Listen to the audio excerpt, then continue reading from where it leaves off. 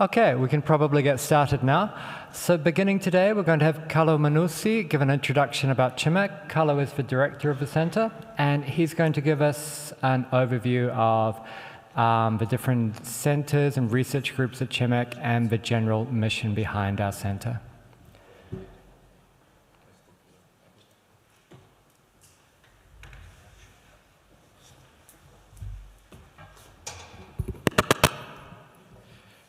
Good morning, everyone. Welcome to this open day at the University of Trento. As Scott just introduced me, I'm Carlo Manussi. I'm the director of CIMEC.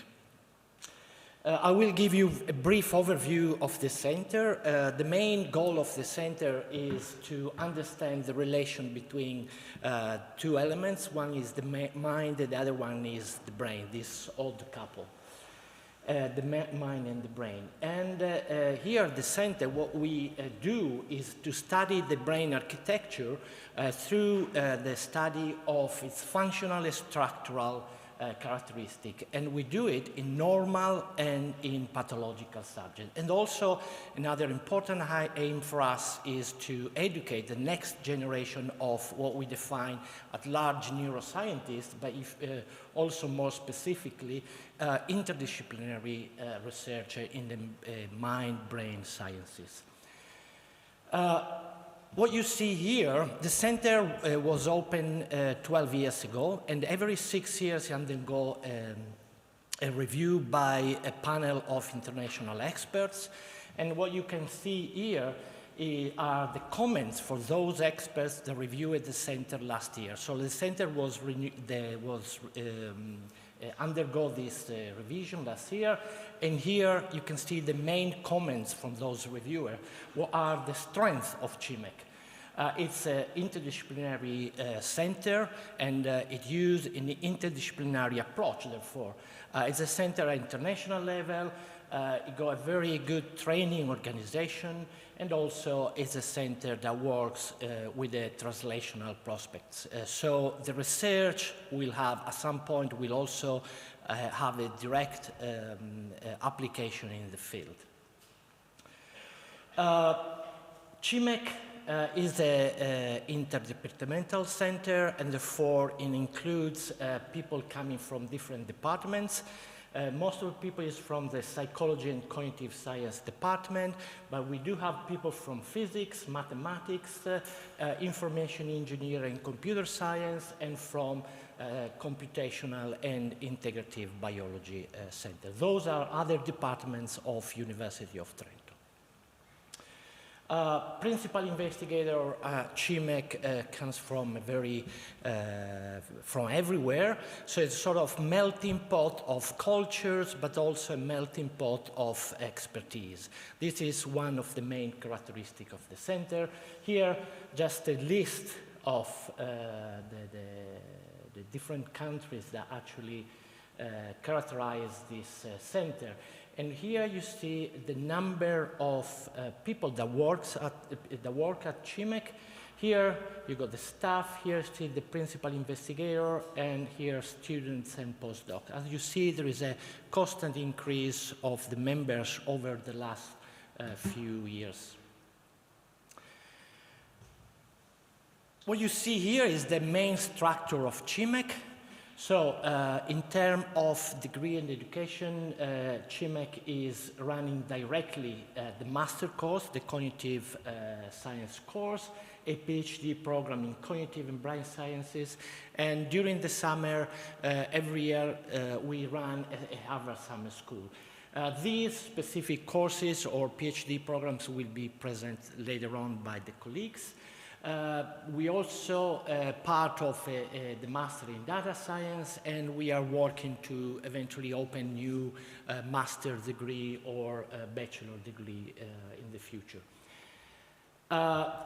In regard to the research, there are 5 main laboratories that characterize CIMEC.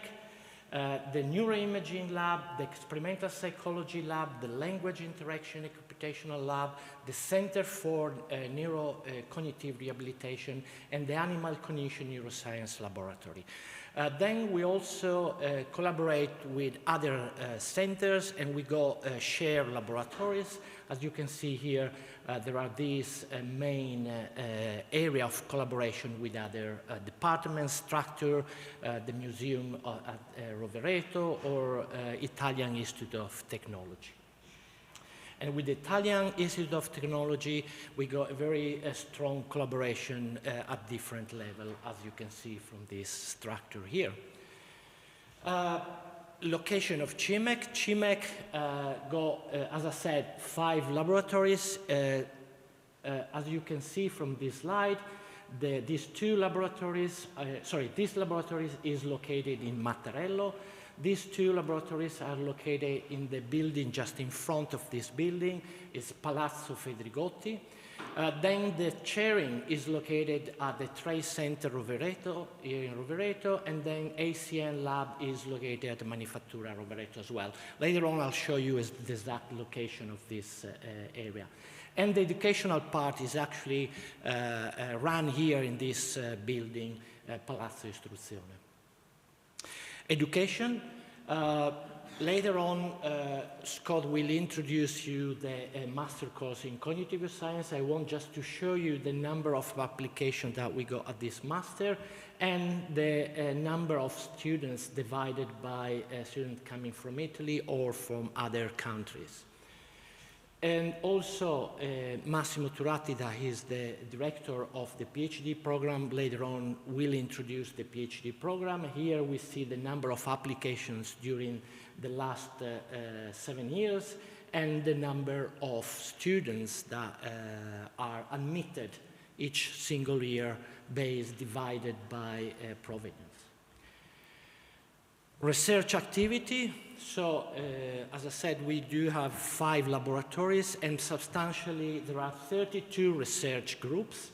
And those research groups span from a very different area, and the idea is to integrate different expertise to try to crack, in some way, the secret of our minds. And here you see just a list of some of the research areas. I suggest if you want to have more details on that, please do visit our website where you can find more information. So, 5 laboratories. The first one is the so-called LNIF, Functional Neuroimaging Laboratory. It's located in Mattarello. At the present, we are here. So it's about 20 minutes drive from here to Mattarello. It's 18 kilometers from here. In this center, there are several facilities. We got an MRI, magnetoencephalography, transcranial brain stimulation, other neuromodulatory approaches, or also eye movements. And the main idea is that with this kind of tools, we can study in vivo the functioning of the brain with different approaches. So we can even combine those approaches to have a more complex view, an integrative view of how our brain works. Then we have the so-called EPL, Experimental Psychology Lab. It's located in the Palazzo Fedrigotti in front of here. And here there are several laboratories, eye movement, EEG, kinematic, multisensory, psychophysics, or just behavioral laboratories. There are several laboratories where we study the behavior of subjects and we record several physiological measures. Then we got the Language Interaction and Computational Lab. Later on, Raffaele Bernardi will introduce better this laboratory that's also strongly bound to a track of our master course. And there are several areas that are studied in this lab related to theoretical linguistics, computational linguistics, and language and vision. Then we got this lab is again located at Palazzo Fedrigotti. The Center for Neurocognitive Rehabilitation, the chairing, is located here, very close to the train station. We are here now. This is a train station. Here you got the center. At this center is going in agreement with the local hospital. So in this center, we see patients, we evaluate those patients, we treat those patients with some innovative approaches, or also we study those patients to understand how a specific alteration of the brain functioning is actually related to a specific alteration of cognitive function.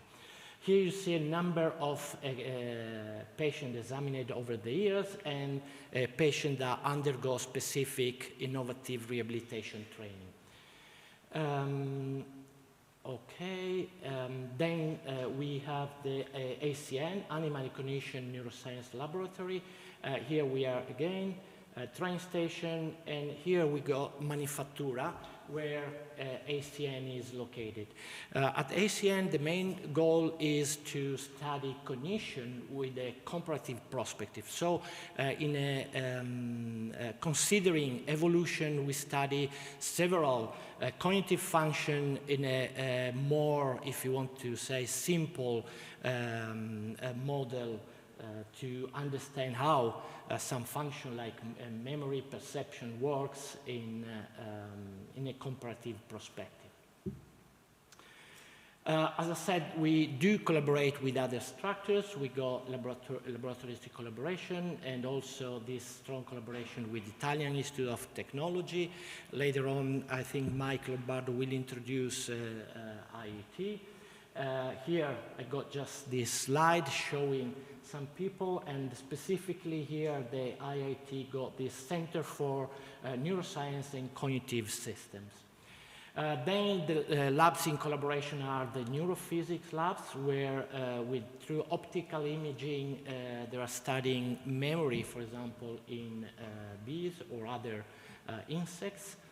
There's a collaboration with the Museo Civico here in Rovereto. This is more an educational lab where ethology, ecology, and other aspects are considered in this collaboration, this lab. And also there's a collaboration with Foundation Bruno Kessler, FBK, and more specifically with the NILAB, Neuroinformatics Lab. Where they study several aspects of related to machine learning, or they study through specific analysis connectivity in the brain. This for what concerns the labs here at CIMEC. CIMEC, in the last evaluation run by ANVUR, the national agency to evaluate research in Italy, CIMEC was ranked first in terms of quality of research in Italy. This regard the period 2011-2014. Now they just opened the new evaluation for the 15-19 period, and that result will come out at the end of the next year probably. As you see, we do several aspects, and we also consider an important aspect is related to workshop events or summer schools, conferences that we organize directly. Here, just a very small list of conferences that we organize every year. One is called Chaos. It's actually, generally takes this event is organized in May, and it's organized every year. And also every year we got several colloquia, seminars, and we invite many international speakers. And every 2 years we do have other conferences. If you decide to come here at CIMEC, you will get access to all these events, conferences, congresses, or workshops that we are organizing here. Just one final element from my prospects is the future of CIMEC. As I showed you, CIMEC now is divided in in 5 different locations. The future of CIMEC is related to just one single location, and the aim is to have all the researchers working in what is actually the goal of the 21st century. So to study what can be defined the biology of the mind, with an approach that consider these aspects, like to do good research, fair research, and clean research in respect of this definition. More specifically, we got several projects. One project is to become an open science center. And the idea is that becoming an open science center, we are integrating some important aspects related to sustainability, integrity in research, reliability, and so on. All aspects are key aspects now in the research area. And the other relevant aspect is that we will move all these different structures in just one single location. That single location is going to be Manifattura here in Rovereto. Here is the Manifattura. I don't know if you know it, if you never saw this site. Here is the main building of Manifattura, and here you can see this building here. In future will be the home of CIMEC. And here we will have some teaching space, research laboratory as well. And here is just a rendering of the project of where CIMEC will be in the near future. And this is all for me. Thank you for your attention.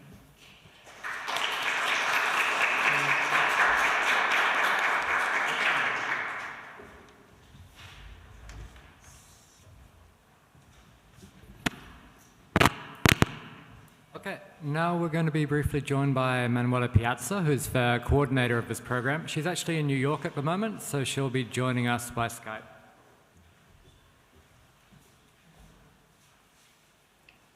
Hello, do you guys see me and hear me? Yes. Okay, excellent. So dear students, as the coordinator of the CIMEC Master Program and on the behalf of the all faculty members and all CIMEC PIs, I wish you a warm welcome to this open day. As Scott told you, I am connected with Skype because I'm spending a short period at Columbia University, but in New York City, but I will be back in my desk in Rovereto in a few months. For sure, I will be back to orient and support you when, if you decide to enroll in our master program, you will come to Rovereto and start studies next semester. In this short speech, I just wanted to spend a few words to illustrate the main features that make our master rather exceptional. The first one is that it is international, and the second is that it is research-oriented. For Italian students, this is one of the few master programs in Italy in cognitive science, where you can find a truly international community of both students and teachers. For international students, if you come to study CIMEC, you will get a very rare opportunity to get advanced education in English in Italy, one of the most beautiful countries in Europe, in an amazingly rich intellectual, scientific, and natural environment. But beyond this reason, this feature of being international, an important feature of our master is that it is very much research-oriented. At CIMEC, teaching and research are very much intertwined. You will get taught your courses in your classes by the same people that actually perform empirical and theoretical research on those same topics that they teach. On another side, you will get the opportunity to perform yourself research, join the various groups that perform research on mind, brain, achievement during your master and your different internship periods. Beyond all this, I think that you may be here to know very specific information related to our master. So it is a pleasure to introduce Professor Ferbo, Scott Ferbo, who is the vice coordinator of our master, who will go through more detailed explanation of how the master works. And also we go through the specificity of the cognitive neuroscience track. He will be followed by a speech of Professor Raffaella Bernardi, who will go through the specificity of the language and multimodal interaction track, which is the other track of our master.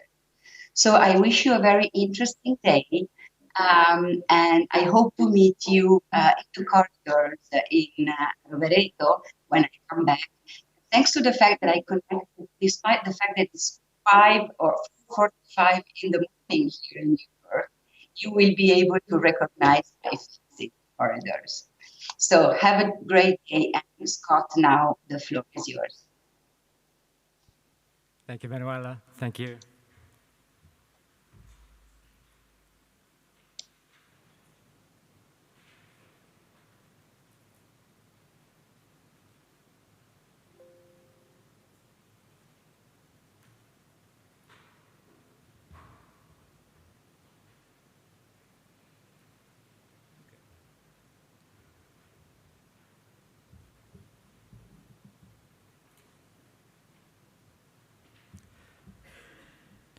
Right, so I wanted to begin by the main purpose of this is to explain to you and give you reasons why you might want to choose to come here to study for your master's degree.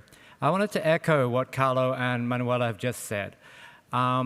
This is a great place to do research and to do a master's. It's one of the top-ranked universities. It is the top-ranked Department of Cognitive Science in Italy.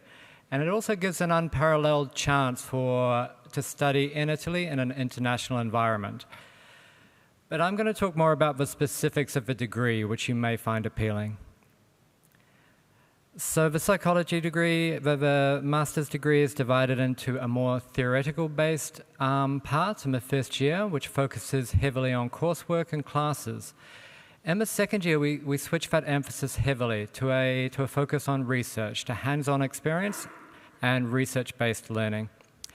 This in part mirrors the strengths of CIMEC, which is very research-oriented. We have more than 30 PIs who cover a broad range of topics, which range from whole-level cognition in the human to animal models of cognition to gene expression in the brain to neuroimaging.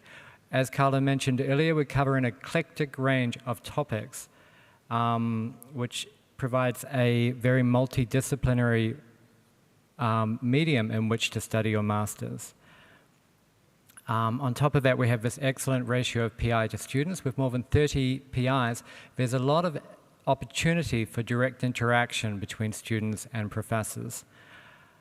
On top of this, we also have a large number of young researchers, of PhD students and postdocs who are starting their early part of their research career.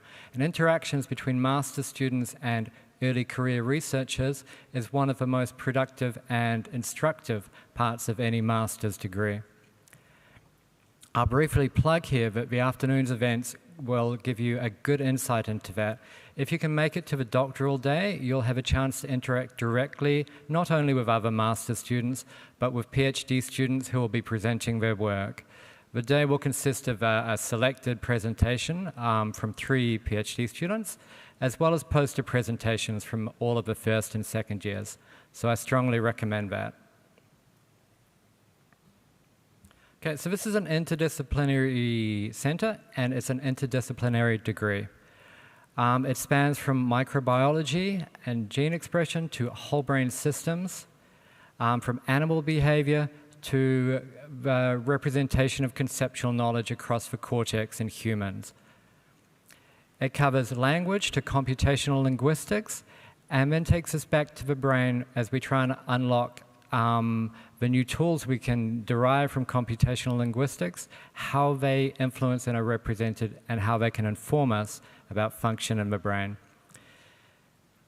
The range of methodologies and approaches used is exceptional. It ranges from single-unit invasive electrophysiological recordings in animals to photon microscopy, neurotransmitter tagging, neuropsychology and work with patients, transcranial brain stimulation, functional magnetic resonance imaging, and magno and electroencephalography.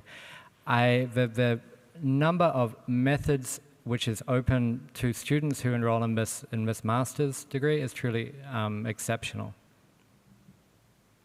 Okay, the course is divided into 2 tracks, which are, at least in terms of the core compulsory courses, are almost completely independent.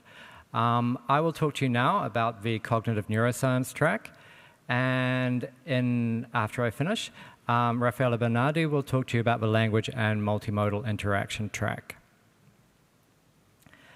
So the core of a master's in cognitive neuroscience is the cognitive neuroscience track is based around 3 courses which cover cognitive psychology and cognitive neuroscience.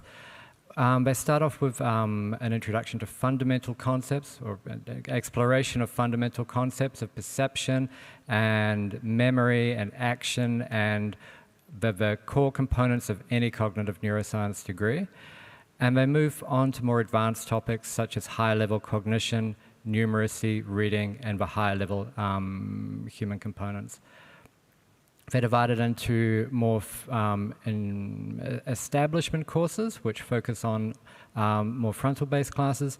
And in the second semester of your first year, you'll move on to advanced topics. So specialized topics will be taken from the field and from the arena, and you'll do deep dives into these. This fundamental core is augmented by studies in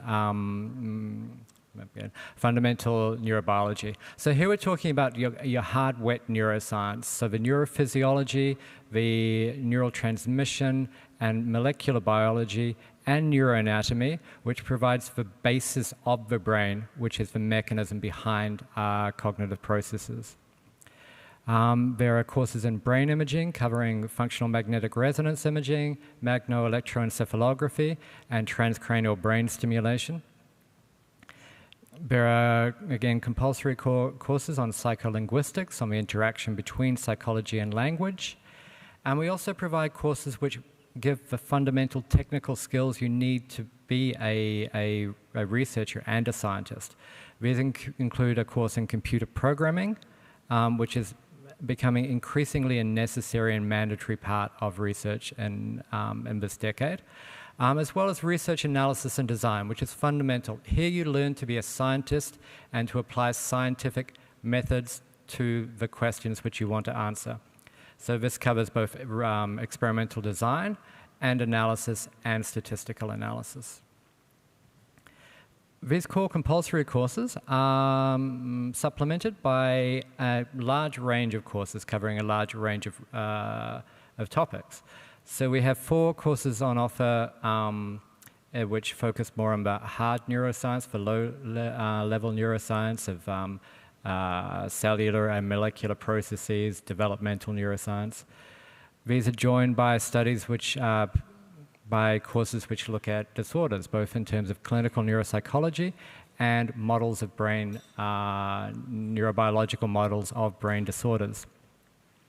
We also have very technical courses on offer which look at the interface between biological and artificial systems, the hands-on approaches we use which are necessary for neuroimaging, as well as high-level neuroimaging analyses such as brain connectivity.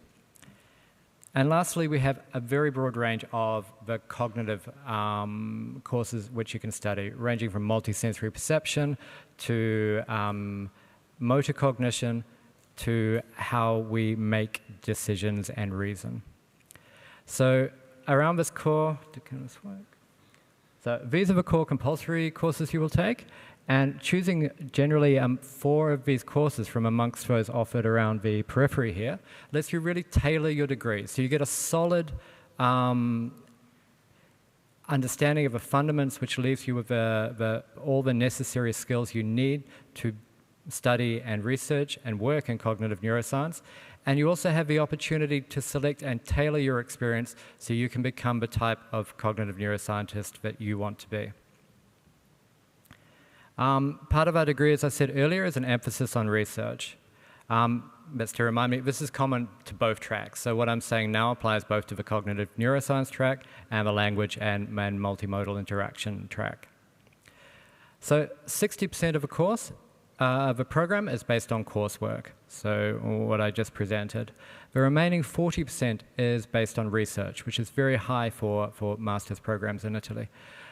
This is divided into an internship, which is about 375 hours of your degree. And here you tour around, you choose a lab and you work within that lab and you perform research within that lab. And this is a major part of your study here. On top of that, we have the thesis, which is 750 hours. Here you are responsible for performing actual research, for hopefully designing and coming up with ideas, for implementing that research, and for analyzing that research and then disseminating and effectively communicating that research. The thesis is really the core of your study here. It teaches you the practical skills you need to be a senior researcher and to be able to contribute productively to whatever future career path you take. And it teaches you the skills of research, and it complements what you're learning in class. So as you learn stuff, this is really one of the main reasons we emphasize research. Learning stuff in a classroom scenario is good, and it's very possible to gain a large amount of knowledge. But when you actually apply that in a research context to the work you're doing right now, the level of consolidation you get from that cannot be overemphasized. Moving on to the pragmatic elements. So the applications are the applications will close on the 20th of February. There is a later application deadline, but this is only activated if we don't have a sufficient number of applications in the first round, which has not happened for the last 3 or 4 years. So the deadline to keep in mind is the 20th of February. Applications are assessed on 4 factors: your grades, a reference letter, your CV, and a statement of purpose, which is a document you write yourself. So the reference letter is actually optional, but it's strongly recommended. The parts I wanted to speak to you about is it's very hard deciding and distinguishing amongst applications. We get many, as Carlo earlier pointed out, so it's very good if you can help us identify what is good about you, which would make you appealing to the program. What makes you a good master's student? So here, I think it's very critical to tailor your CV and highlight your relevant skills. So don't have a generic CV, which you would use to apply for everything. Really look at the master's program here, look at your experience, and emphasize those parts which make you appealing to this project. Part of that is including any research experience you might have had, both academic or even in industry. And remember to include any extra education you might have had, any summer schools, any courses you might have attended which are relevant to this. All of these factors help us distinguish between the large number of applications we get. The statement of purpose is also important. Write it carefully. We do need this to be able to distinguish between the candidates and aim to stand out. The best way to do this is to be specific. Be specific about what your interests are. Not that I want to understand the brain and the mind and how they work together, but what particular facets do you find fascinating in the mind-brain interaction? Why did you choose this master's? What is it about the master's at CIMEC which is more appealing to you than other ones, in the sense that why are you a good match for this master's? Because you're drawn to particular things we offer. And it's also good to talk about where you want this to take you. What do you want to get out of this master's degree? Where do you see yourself after it, and why is it important to you? So I strongly recommend that you consider those factors in writing your statement of purpose. I'll end by pointing out that there's financial aid available, there are scholarships and subsidized housing. So for non-EU citizens, for people living outside the EU who are not resident in Italy, there are 13 scholarships available to the top applicants. The scholarships take the form of a fee exemption, an annual stipend, and a reduced housing costs at the university. For EU students, fees and scholarships and housing are available also, and these are means tested, so they're based on the financial situation of the student. Okay, I'll end by thanking you, and next we'll have Raffaella.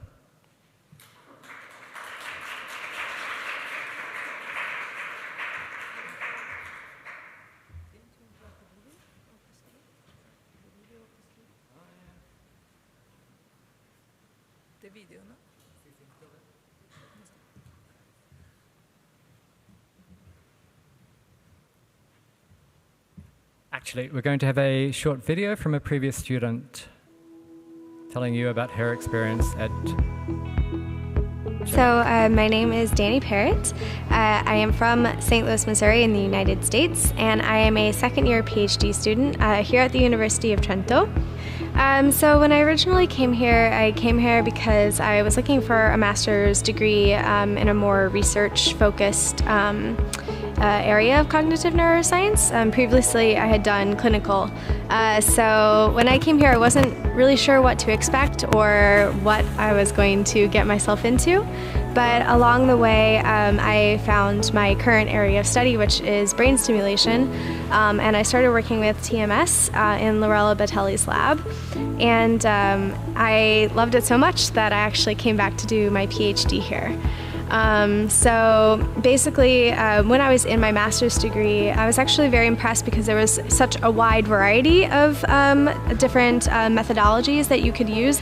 So not only did we have an fMRI that was solely for research use, which a lot of other universities you have to share it between research and clinical, et cetera, and it's very difficult to get your time with the fMRI machine.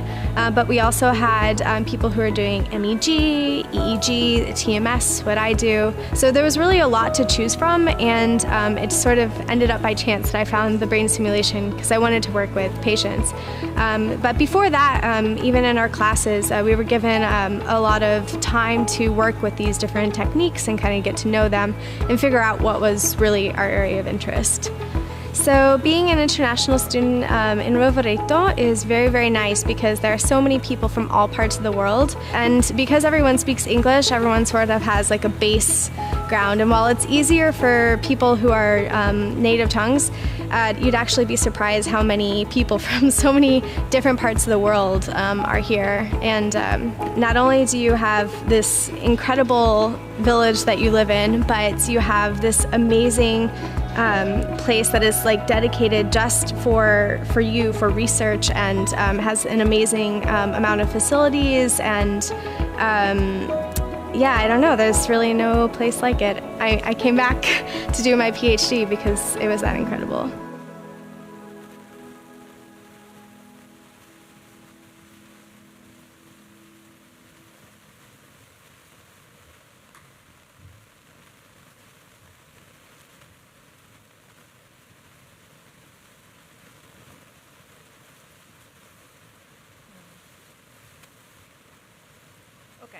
Can you hear me?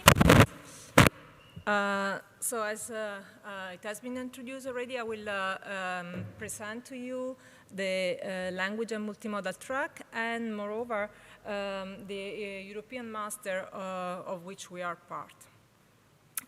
First of all, I will try to give you an idea of how it's possible and why the keywords that are in the title are disciplines that are good to put together. Why to combine language with the computer, with technologies, with communication?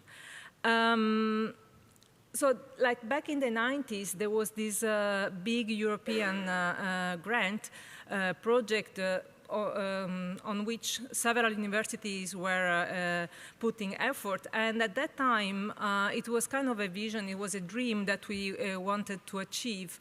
And the idea there was to, we were dreaming to have people speaking one language, speaking English, and then a machine would translate what the person was saying, was transcribing, so we're going from speech to text, and summarizing the content of the message and faxing to the other person. As you can see from the image, this was an original image back of the project.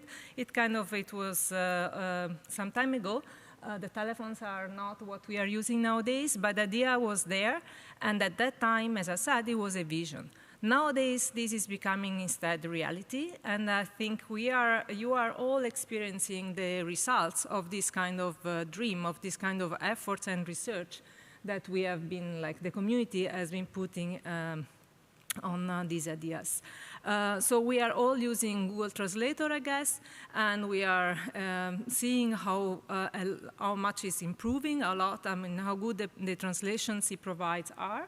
And it does it in many, many languages. We are also maybe using Gmails, and Gmails is understanding the text, the mail we write, so well that is able to suggest answers. So this is all behind the kind of research we are doing with language technologies. There is also communication, and I think you have heard, I guess, of Alexa, if you have not even spent money to buy it. So Alexa is this communication, is a technology, is this software which understands what you say and answer. So it's amazing what it does in the sense of understanding various people's languages, but also pronunciations and so on. Behind that, I mean, it's still rather simple in a way. The kind of communication it can be engaged into is simple, but it has kind of entered in our house, in our lives. And there is also the multimodal part. So I guess some of you at least have tried to use the app which can understand images, can understand a signal with a test and translate it, or you can show to it a kind of some important Torah file and will tell you something about that. So there is this multimodal language and vision interaction happening. So these are all success that the community has reached. But there are still, the way to go is still long. There are still failures that maybe we are even experiencing again in our everyday life. So if you ask Google to help you submitting your application in Italian, and then you ask, the thing he has to translate is, I thank you for considering my job application, it will suggest you to write, ti ringrazio per aver considerato la mia domanda di lavoro, which will not help you getting the job because there is no politeness in this message. So it's the Google Translator still fail in this respect, in understanding the communication and which is the right level of language that he has to use. Or even worse, Siri, another kind of Alexa thing, agent, another chatterbot, if you ask, call me an ambulance, it will not do that. It will say, from now on, I will call you an ambulance. And that's, I guess, is not what you mean, because it's not understanding maybe the intonation you use and what you want to achieve. Or with Google, again, if you search for images and you want you want to search for all fishes which are not blue, it will still provide you with many, many blue fish because it does not understand negation. So these are things that are behind that still require some effort in combination of linguistics, of what people know about language, and what people know about communication, what people know about how we relate to each other, how our behavioral studies, cognitive understanding of a human system, as well as the brain. And this is why we are, the community is trying to implement computational models that reflect really how humans interact with each other and study these. And so the current research topics at CIMEC are around this area in order to keep on making progress and reach also applications that will end up being even more useful than those that we are currently using. To this end, there is this effort in understanding the brain, in decoding the brain, and even like getting inspiration from that to obtain models that mimic the way brain process information. And understanding and getting agents which understand the intent of the other speaker, that understand the theory of mind in order to get proper communication and not just sentences which are out of scope within a given context. Furthermore, we also try, I mean, behind lots of these systems, there is the application of machine learning. So we train models to learn out of data. But what people are also trying to do is to, again, learn from how humans learn. And humans learn continuously, progressively. They are not trained once for all, but they continue increasingly to improve their skills. So this is also what we are working on in order to achieve systems that are intelligent as humans are and perform as we do. To this end, this is all reflected in the way in which we have thought the program. So students in our program learn from linguists, computer scientists, cognitive scientists, and neuroscientists. And the goal is to understand how computational model human skills relate to language and perception, and how to use this information, this hypothesis, this understanding of human behavior to better model state-of-the-art artificial intelligence systems. To this end, so this is kind of a spectrum, a list of courses we are offering, and as you see, like because there are these macro areas, so we have courses in cognitive neuroscience, which are thought specifically for our track. So for the students who are interested in the topic of language and interaction, and then there are courses on human languages, and also the package of courses to develop computer science skills and advance on that even with, so in the beginning, in the first semester, we introduce you to acquire programming skills and to the field of computational linguistics, and then in the second semester, people learn more advanced and state-of-the-art technologies behind like machine learning for natural language processing. Besides all the kind of also research design studies, statistical studies, and math that Scott had previously spoken about when presenting the other track. So the methods we use are rather broad. They range from symbolic methods, so formal methods, as well as machine learnings, as I already kind of mentioned, because it's really at the core of nowadays studies a bit everywhere, but also behavioral studies and neuroimaging. And also there is this important aspect of collecting data from humans through crowdsourcing, because that's what is needed from these machines in order to learn from our data, human data, to then perform as we do. So these are all methods that need to be known in order to develop, to invest, to research, either from an application perspective or a theoretical one in our field. As Scott said, an important part of our program is the internship. So internship can be done within our center, and there are really many groups in our center that work on language, and they do so from various perspectives, so that's quite really an interesting offer to have. So here I've listed them, and you find them on a web page too. And there is also the opportunity to do an internship in the research center of PK, where they work on more applied kind of projects as well as local companies. Where do our students, we are welcoming students with all backgrounds, with different backgrounds. And I find it actually interesting to have classes that are so, where there is this mixture of backgrounds, because it kind of foster nice conversation, nice discussions, because each of the students can bring his own expertise, his own views. So at the end, an interdisciplinary class is rather stimulating for everybody. Lately, what I think we are experiencing is most of the students of the LMI track specifically come from humanities. And as for where they go, like most of them in the past were actually interested more in keeping on doing research and PhDs. We are now seeing that they are actually hired by big companies like Google or Facebook even, which are heavily investing in these projects, in these topics. We have several exchange programs within Erasmus+, so the students can then do some courses or internship abroad, and we are connected with the most renowned European universities like Edinburgh, Groningen, Saarbrücken, and Prague.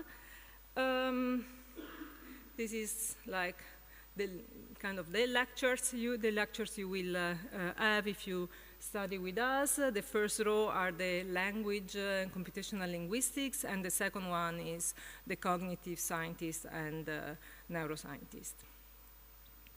So with this track, we are part of this European Master Program in Language and Communication Technologies, which has been running now for more than 10 years. It has been recognized as a program of excellence by the European Committee already for the third time. So it's sponsored as an Erasmus Mundus, which means we have rather important scholarships available for students from all over the world.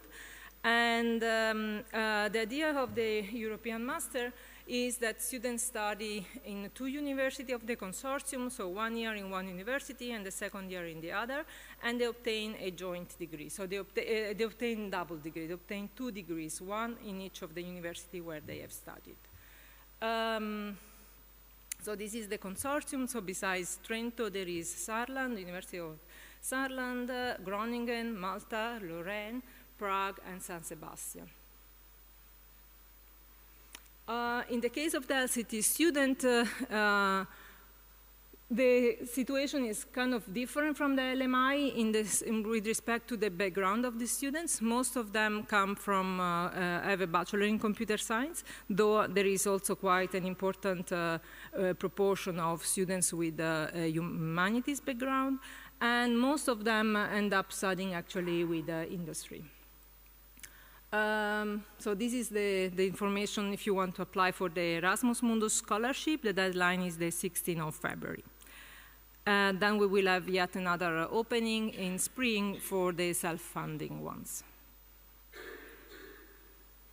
So these are the alumna. I mean, I just took it's not really a random sample, but I just took some names of our alumni and to see where they are, what they are doing. So Lara Priscinvalle, she graduated a few years ago, maybe last year actually, and she's now working in Google. Roberto Dessi is a PhD in Facebook with the industrial PhD program. Matteo Mascelloni is doing a PhD in Australia. Giovanni Cassani is instead went to the academia and is an assistant professor in Tilburg. These are LCT students, the second row, but the first 3 actually studied here in Trento. PhD in Harvard, Lee Skywalk at Spotify. Tran is an interesting case. He opened a startup years ago, and now the company has 700 employees. So she is doing pretty well and is the chair of the company. And Barbara Planck, who is a star in our field and is an associate professor in Copenhagen. So I leave with the video of Lara, who will tell you who has a humanity kind of background and is through the career that he went here, she ended up now working in Google.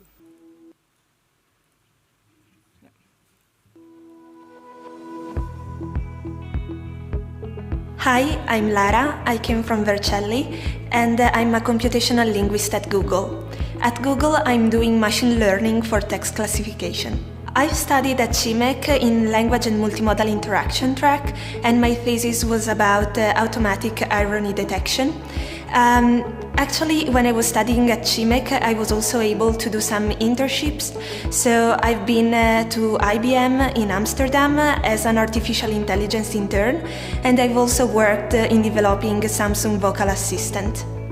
I think that CIMEC gave me the opportunity to study some subjects that are really useful in the job market. And since I was coming from a humanities background, CIMEC really helped me to land my dream job in technology. So I really liked the social interaction that I had with the fellow students and also with the professor, because since CIMEC is a small center, we had a one-to-one relationship with all the faculty, and I think that it is really an added value of studying here. Now that I'm abroad, what I miss the most about CIMEC are my friends, also the relationship with the professors, but also the environment, because Trentino is a really beautiful region, and studying here means also going outside, having walk in the mountains, and it's one of the things that I miss the most. For all the prospective students, I really encourage you to come to CIMEC, because it gives you a lot of skills that you can use not only for a career in research, but also for a career in the industry. And I think that is one of the most valuable points of studying here.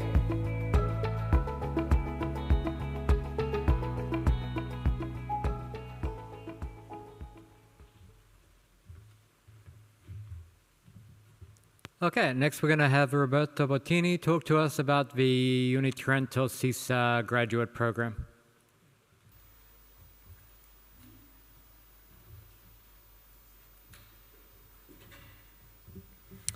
Hi everyone. So I'm going to present this joint program that we have between our master course and the School of Advanced Studies in Trieste, CISA. Use this one? Yeah. So this is a joint educational program. CISA and CIMEC are probably two of the best places in Italy where to study cognitive neuroscience, and if you, as a master's student, who have the opportunity to participate to this joint program, you could get the best of these two places.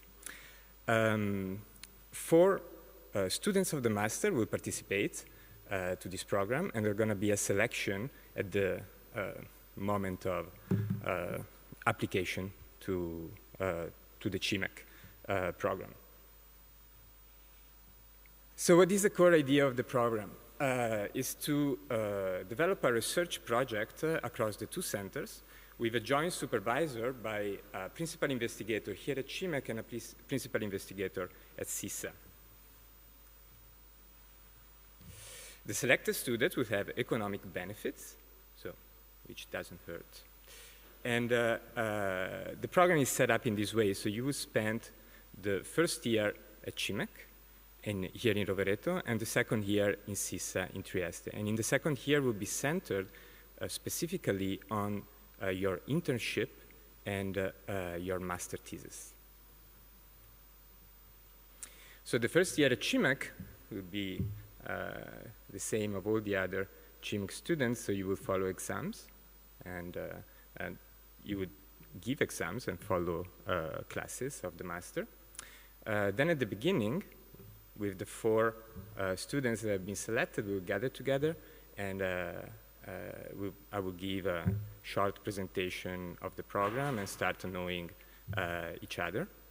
And then in June of the first year, there will be a first visit to CISA, so we will go together to CISA a couple of days, and we do a lab tour. So we will visit all the labs that there are in CISA. You will have the opportunity to talk with all the principal investigators in the cognitive neuroscience track at CISA in Trieste. And you will be able to meet PhD students and faculty members of the cognitive neuroscience track. Usually, this day, we organize this day in the days of the year where the PhD students present their work in the context of a yearly evaluation that they have to pass in order to continue their PhD program. And it's very useful because then this is free, it's open to the public, and you can have in a couple of days a good overview of the projects that are going on in the different lab in CISA. So here, CISA is a research center, not a university. Actually, that is wrong. I have learned that this morning. It's a university, but it's focused on postgraduate programs. So there is only a PhD, postdoc program. There is not, they don't have a master, and they don't have, of course, a bachelor degree. And CISA provides complementary research facilities and opportunities compared to CIMEC, and we will see them later into the details. And yeah, as I said, the program is established within the Cognitive Neuroscience department at CISA. So for those of you that do not know that, CISA is located in Trieste. It's relatively easy to get there by train from Trento. It's a beautiful city. So as I say, the main thing that master student will do in the second year at CISA is a thesis and an internship in a lab that they will choose. But also, master students are expected to follow courses at CISA. CISA doesn't have a master program, so these will be PhD level courses. It will be a little bit challenging, but it's also an opportunity for master students to get an idea of the courses that you may follow later during a PhD if you decide to do it. There are many labs in CISA.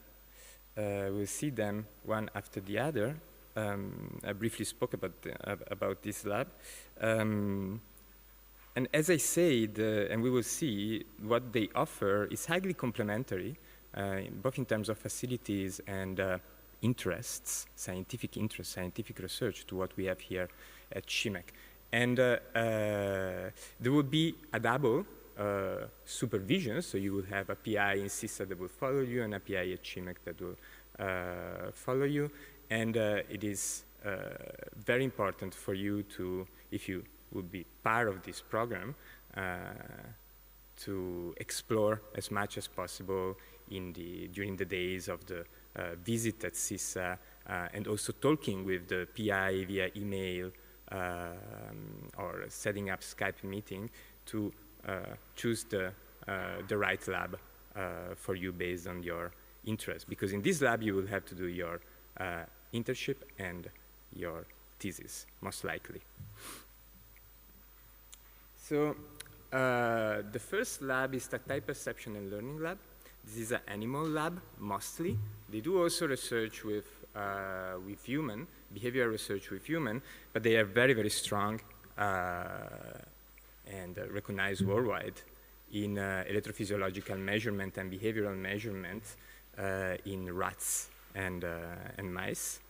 They are very interested in somatosensory perception, but also lately they are doing very good work in perception of time and sequence, so more kind of high-level cognition in rats, using rodents as a model. Yeah, so mostly electrophysiology and behavioral is the methodology. And the PI is Matthew Diamond. Then there is the Visual Neuroscience Lab, which is also an animal lab. A PI is Davide Zoccolan. And the focus of the research is not in somatosensory, but is in visual object recognition. So they use the rats and the mouse, the rodent visual system, as a model to understand the human visual system. And again, they do electrophysiology recording in rodents, psychophysics, and computational modeling. Then there is the Limbo Lab. There's an acronym, I don't remember exactly what it stands for, but the PI is Alessandro Treves. Alessandro is a physicist by training, and now computational neuroscientist. It's very interested in memory and brain organization. He did a lot of computational work, for instance, in modeling the hippocampus together with the Mosers, which have been 2014, I think, Nobel Prize in psychology, so very important and strong, Nobel Prize in physiology, sorry, for his work on the hippocampus, so very important and strong international collaboration. They do not collect data most of the time. Sometimes they do in human, but most of the works it's in modeling, in the computational modeling of data collected with electrophysiological recording in animals, mostly rodents, sometimes also monkeys. So this is a place where for the more computationally inspired of you. Then there is the Neuroscience and Society Lab, which is led by Raffaella Rumiati. Raffaella is one of the very important cognitive neuroscientists in Italy. Her research area is social neuroscience and social cognitive processes in general. Lately, she has been also very interested in cognitive aspects related to food consumptions or food choices and how that relate with a particular disorder, cognitive and psychological disorder related to food. And the research method that they use is human neuropsychology, so they work with patients, TMS, transcranial magnetic stimulation, and neuroimaging. CISA has neuroimaging facilities like EEG, TMS, in-house, so in their headquarters in Trieste, and they also have access to fMRI, which though is not located there, it's located in Udine, in the hospital of Udine, but they have access to fMRI also, at least for some projects. Then we have the Reading, Language and Abstract Cognition Lab, which is led by Davide Crepaldi, which is a psycholinguist by formation.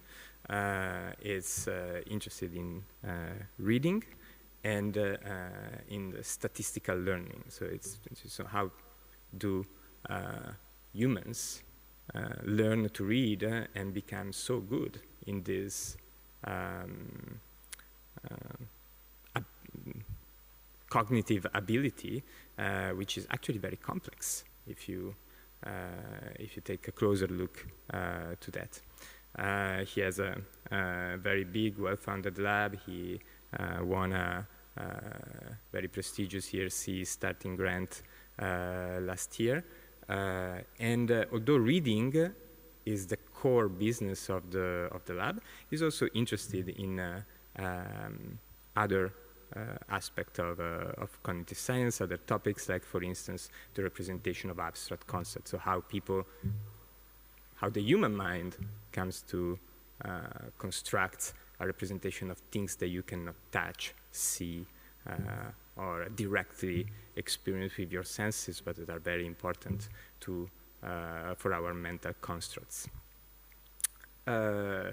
Methods are many. As I say, it's a very big lab. They use psychophysics, they use behavioral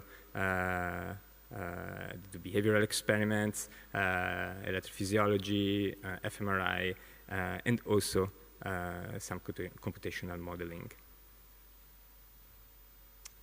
Then there is Domenica's Boeti lab. Domenica also joined CIS a few years ago. She also has a very big lab. She also won a very prestigious grant, European grant, ESC starting grant a few years ago. And her research areas, it's about, I'd say, magnitude. His lab, I think, is called Space, Time, and Numbers Lab. So she's especially interested in time, I think, and how the human mind comes to have a construct of time, very generally, or how it processes duration, sequences, all these temporal aspects that are crucial for our everyday life, from performing very simple action to understand very abstract concepts that regulate our life as human. And together with that, she's also interested in spatial perception, spatial conceptualization, and the conceptualization of magnitude and numbers in general, which is also another important aspect of high-level cognition. They do EEG and TMS, that again is in-house at CISA, but she's also a strong expert in fMRI. She uses, I think, the facility in Udine at the hospital, but she has also strong connection with Lausanne, I think, or somewhere in Switzerland, I don't remember, where they use a 7 Tesla magnet, a 7 Tesla fMRI. She does a lot of research using this very high field and potent magnets that gives you the possibility to look at brain activity with a non-invasive technique, but with a high degree of resolution. Then there is the E-Lab. PI is Chris Mattis. What he studies is inference learning and action in the brain. Again, this is a lab for the more computationally inspired of you. They don't collect a lot of data, but basically most of what they do is to analyze data collected from other labs and create computational model to explain them. And that's it. So there is a lot of lab highly complementary to the offer that CIMEC offers in its graduate program. And for information, you can write me, the scientific responsible for this interaction with CISA, of course, Manuela Piazza and Giulia Scudiero. And here you find some information, some more detailed information in the program. Okay, thank you very much.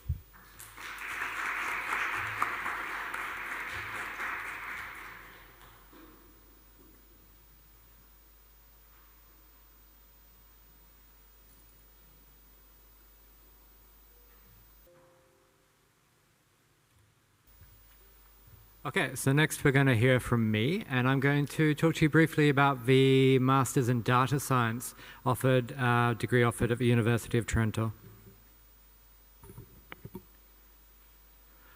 So I thought I'd begin by saying, what is a data scientist? This is a relatively new degree and a relatively new profession.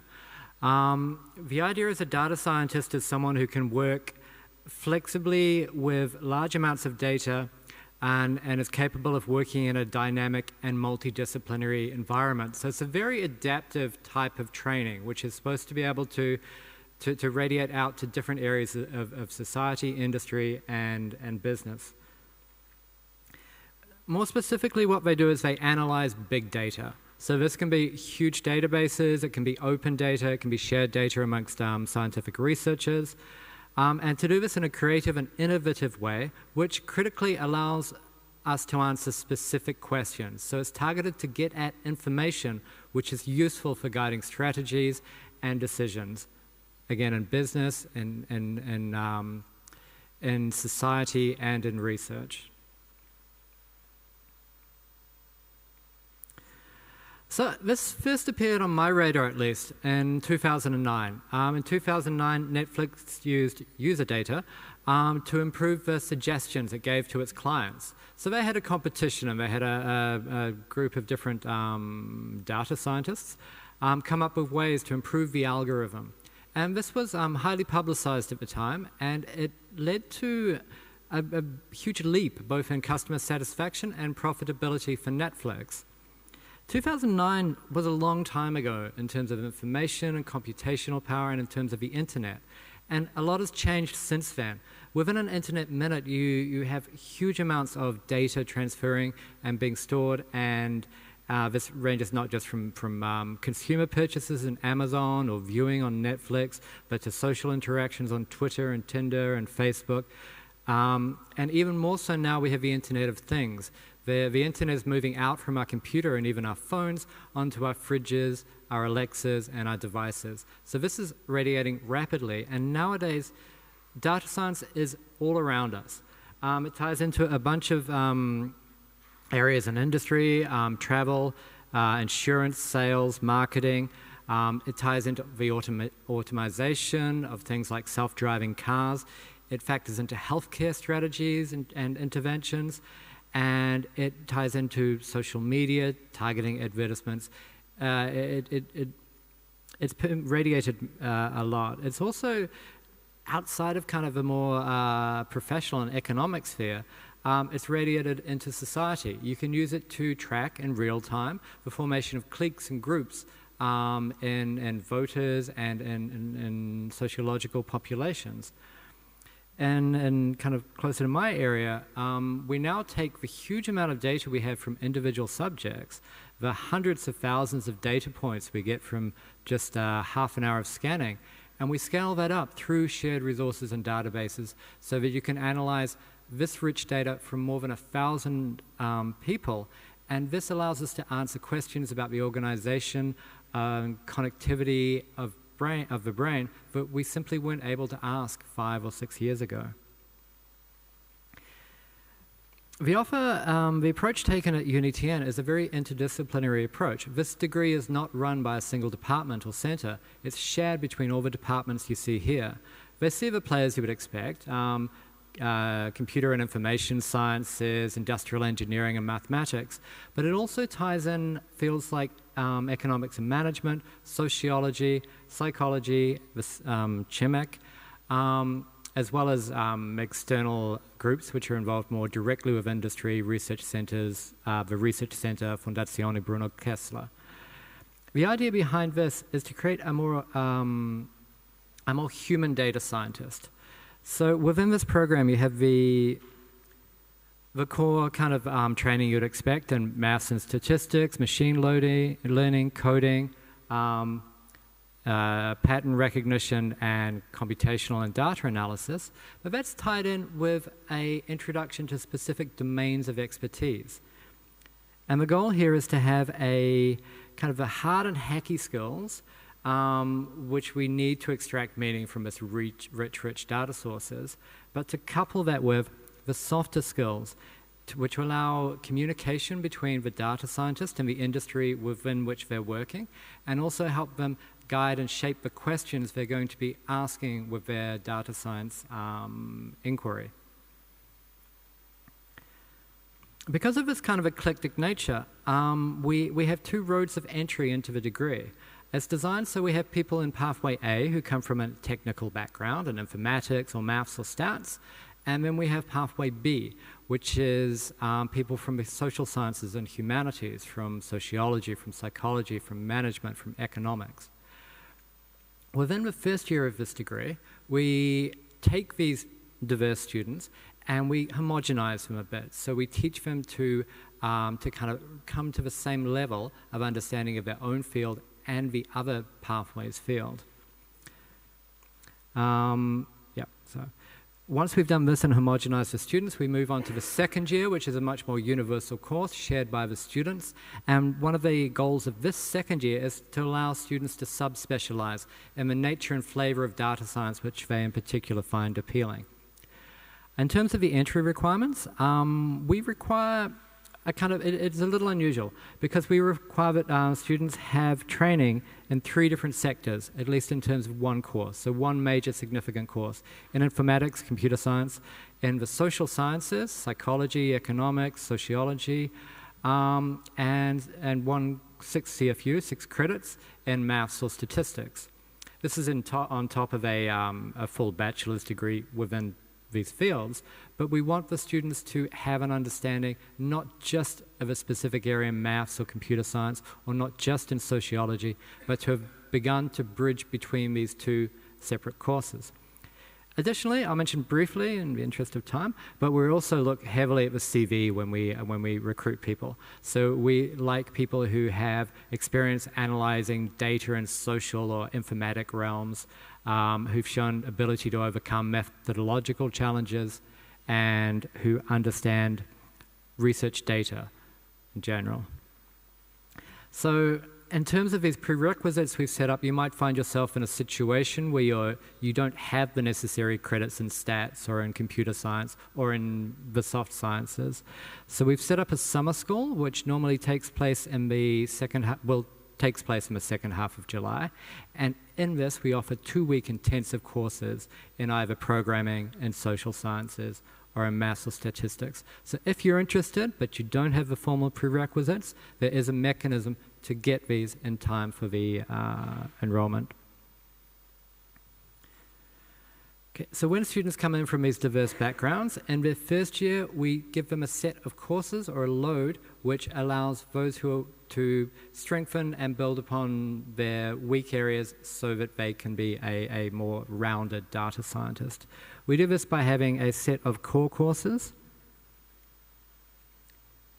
in the heavy lifting of data science, so programming, informatics, statistics, privacy law.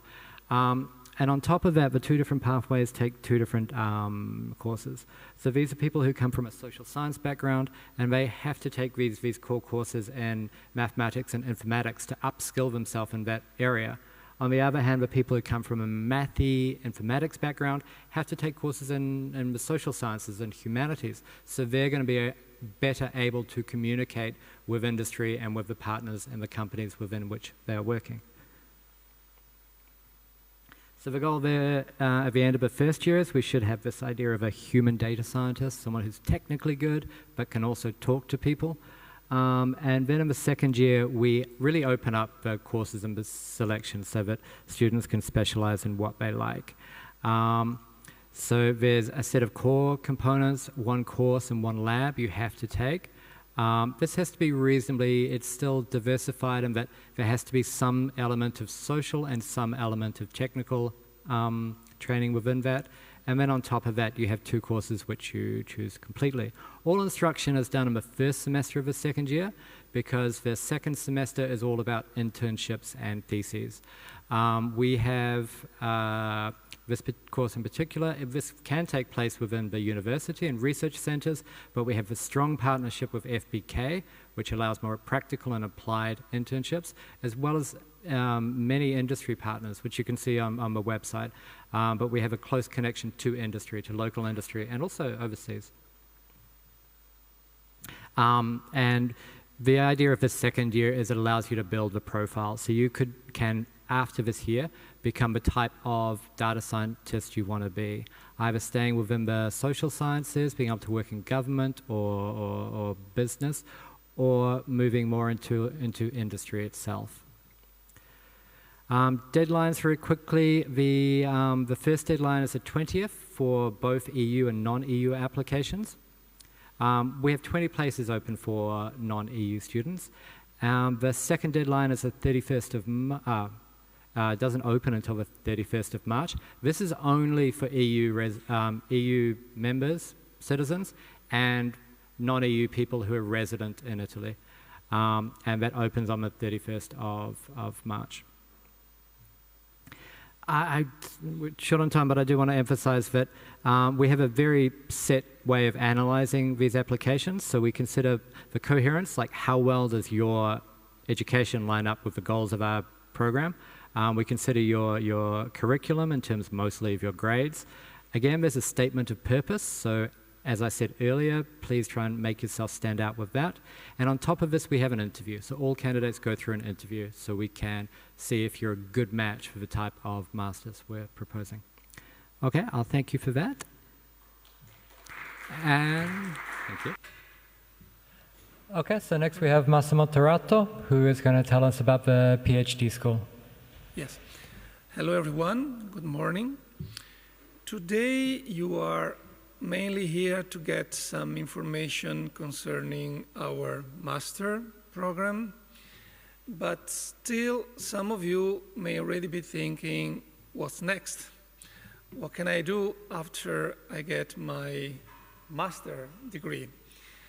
And so my task today is to introduce you to an option that you may have at the end of the master program, which is to enroll in our PhD program. So today I'm going to briefly explain you the PhD program provided by CIMEC. But of course, the first question is, why should I get a PhD? Well, there are at least 4 main reasons to think of getting a PhD. The first one is that the doctorate is the highest level of education achievable in Italy and elsewhere in the world. The second one is that during the doctorate at CIMEC, you are engaged in a high integrated program of research, education, and professional development in different domains of cognitive science and neuroscience. The third one is that the doctorate allows you to gain the skill necessary to conduct independent and high-level research. And last but not least, if you think of becoming, of doing research in life, well, it is mandatory to get a PhD title to enter the university as research or to do research in the major research center all around the world. So this is a mandatory title if you think of spending your life doing research at a professional level.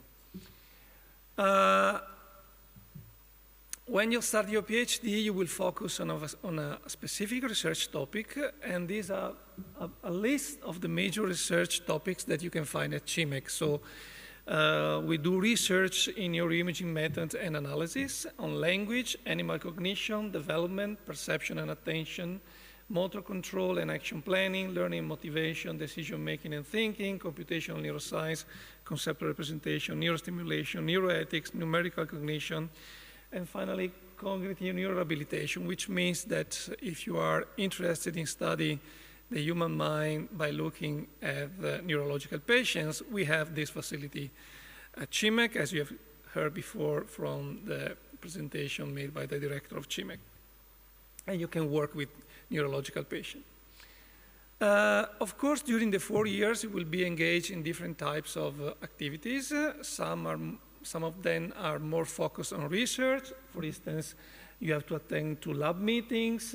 You have to do to prepare a research report, a critical review, research presentation. Of course, you are expected to write papers, that is, to disseminate the results of your studies to the public audience, so to write papers for scientific journals.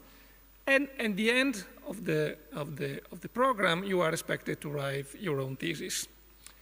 But then there are also, although the PhD program is strongly research-oriented, still there is an educational part, which means that you are expected to follow some classes, some courses. Some of them are mandatory, and some of them are elective. That means that you can choose whatever course you like the most among those offered by our PhD program. Of course, as I said, during your PhD, you focus on research much more than before, which means that you have to learn how to plan, program, and run your own experiments, to analyze the data that you get from your experiment, and of course to write and submit papers to scientific journals. But you also have to attend to research seminars, to lab meetings and journal clubs, to the big workshop organized by CIMEC. Getting a PhD might be a good idea also to get a job. Here is a list of our former PhD students, and as you can see, many of them have found a position in prestigious universities all around the world. Most of them now are doing a postdoc, which means that they are thinking of remaining seriously, of committing themselves seriously in doing research in their life. But this is not the only possibility. Many of them have entered the private sector, so some of them are working for Facebook, as you've heard before, for Google, for Brain Products, which, for instance, is a company that deliver and product machines to record the brain activity. But also some of them are employed in the public sector. So getting a PhD opens you a lots of possibility, also in terms of finding a job. The good news is also that if you enter a PhD, we will pay you. We will pay you for doing research. The salary is not very much. It's about $1,200 per month. But it's enough to become independent, to be self-supported. So if you love doing research, the good news is that we will start paying you for doing research. At present, the money comes, for the most part, from fellowships provided by CIMEC itself, the University of Trento. But this year, for instance, we have 5 fellowships provided by CIMEC, and we hope to have to maintain this number in the future and hopefully even to increase it. But there are also fellowships that can come from personal grants that have been awarded to the CIMEC PI. Admission to the doctoral program requires to take an exam, which is usually held in summer. And the exam consists in 2 parts. First of all, you present a research project. We evaluate all the research projects that are presented, make a short list, so we pick up the best one. And then we interview these shortlisted candidates. And of course, if you're lucky enough, you enter the PhD program.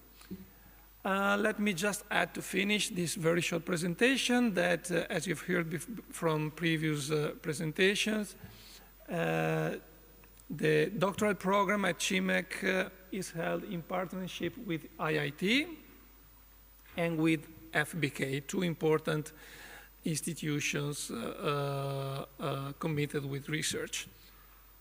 That's it. Thank you very much.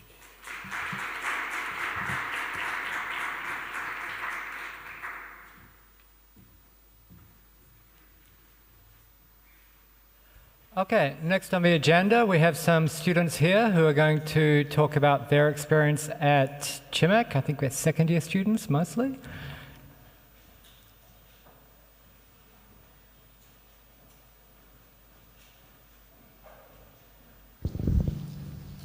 I guess so, yep. Hi, I'm Alessandra, and I'm doing my 2nd year here. I'm in the cognitive neuroscience track, and I'm currently doing my master's, my thesis, basically in the animal cognition lab, where I also did my internship. I actually did my bachelor's in the Netherlands, in a very research-oriented university, but then I decided to come back here, because on paper it looked very interesting, and I'm actually glad that I did.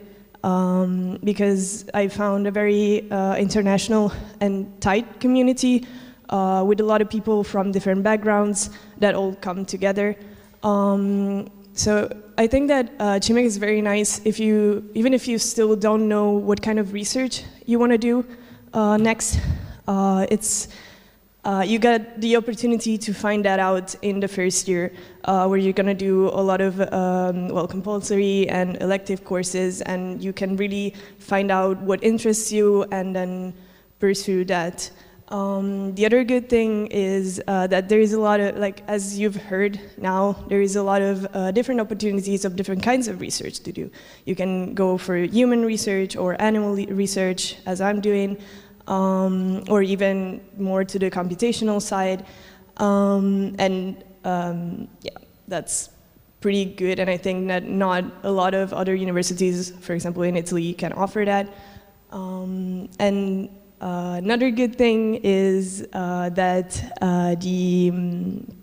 the classes are very small, especially for the elective courses. You got a lot of time to interact with the professors and with other students, pitch in your ideas or clear any doubts, and that's very much encouraged by the professors. But the best thing that that CIMEC has offered me and can offer you is the fact that it's very research oriented, and you can spend, if you organize your time well in the first year and do a lot of courses and take the exams, which can be hard and a bit, not easy, but everybody gets through that. Then you can spend the second year doing actual research with the internship and the thesis and focusing really on that and getting a lot of lab experience, which is, I think, what all of us want to do. So yeah, if you have any other questions, you can ask during the lunch. And yeah. Hello everyone, I'm Sia Bosch. I'm a second year master's student in the LMI track of the cognitive science. I'm currently doing my internship in FPK, which you heard a lot today. It's a well-known research institute here in Trento. And I'm currently working on my thesis as well, hoping to graduate this summer.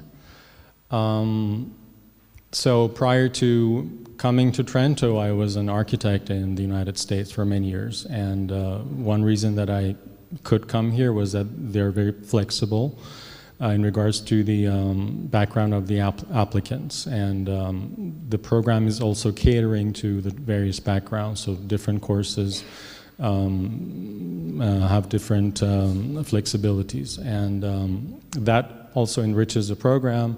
We had philosophers, we had linguists, we had an architect, computer scientist in our batch, and it made the whole experience much more interesting. And then the other positive thing about the CIMEC is, or University of Trento is, in a country where you have University of Bologna, which is like 1,000 years old, Trento is relatively young, which means it's not as rigid, and professors listen to you, they're open to change, as they did for us. We are student representatives, and then we gave them the feedback of our peers, and they implemented those changes for the next courses. So that's also an advantage. And also, as Alessandra was saying, the classes are small. Professors are available for questions. It's not like big universities where you have to go through teaching assistants, and it's just professors are all on the hallways, and you can just reach them and ask questions. So all in all, it's been a good experience. Okay. Hello everyone, my name is Claudio. I'm a PhD student here at CIMEC, and I'm currently working with Raffaella Bernardi in the Click Lab. And I will just briefly talk about what brought me here and what I found so far. So I studied computer science at the University of Bari. I focused on artificial intelligence with my master's degree. And after having graduated, I really wanted to work on building computational models which are able to use and learn languages how humans do. And I thought that in general, in order to do that, I should have also taken how human brains work into account, and that's why I came here. And here I can say I found a pretty multidisciplinary and international environment. And I met people having very different backgrounds. For instance, in my research lab, I met people coming from philosophy, linguistics, computer science, and I also met people from other labs who studied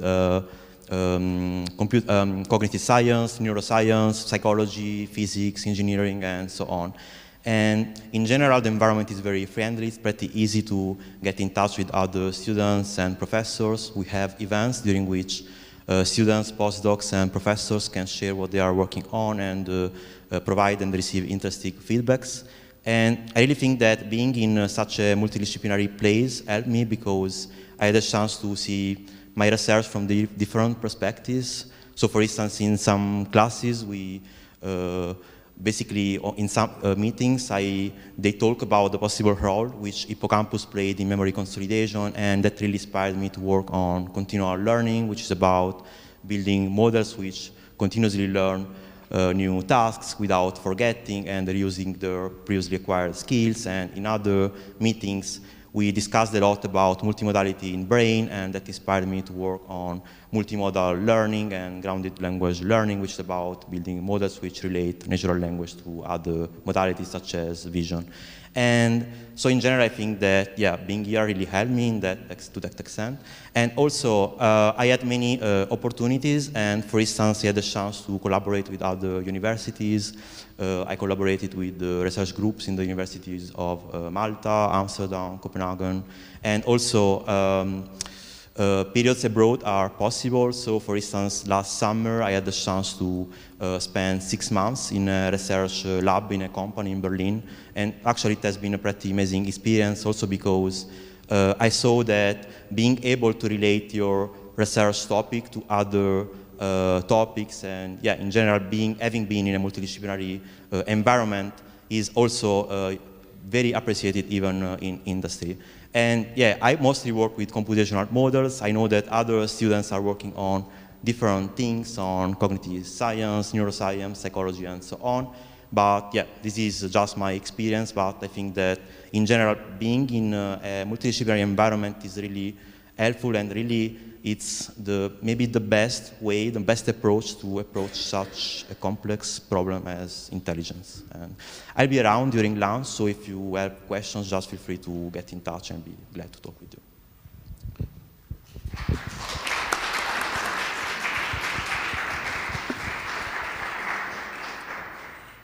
Okay, thank you to the students. We're going to play a short video now, and then we're going to open up to questions. So, how long is this video?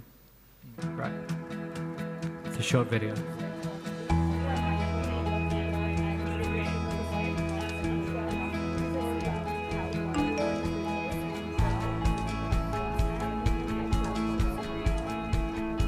Hey Anna, I'm sorry that I didn't call you back, but today was another busy day. I woke up very early since getting on time to the university is such a challenge. I get always stuck in traffic. Classes here seem to be interesting, but sometimes they get too crowded and it's difficult to interact with teachers. Today, for example, I saw my professor for just a few minutes before he had to run away. By the way, how's it going in your new lab? Did you make any progress with your research idea? I'm looking forward to hearing about it. Okay then, I have to go now. I want to get an hour's workout before I go back to work. And after that, I'm sure I'll be so tired that I'll be ready to go to bed. I really miss you so much, Anna. Just get in touch soon and let me know when you're coming to visit me. Why are you not coming to Loreto instead?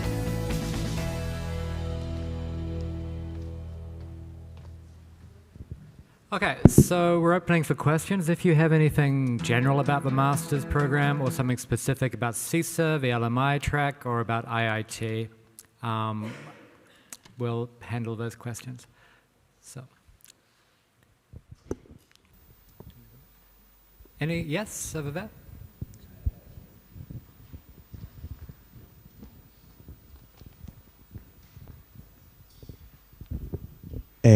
Can you go to the data science summer school even if you're not in the master, that specific master of data science? Yes, there's nothing actually that should be technically as possible, yes. Okay, thank you.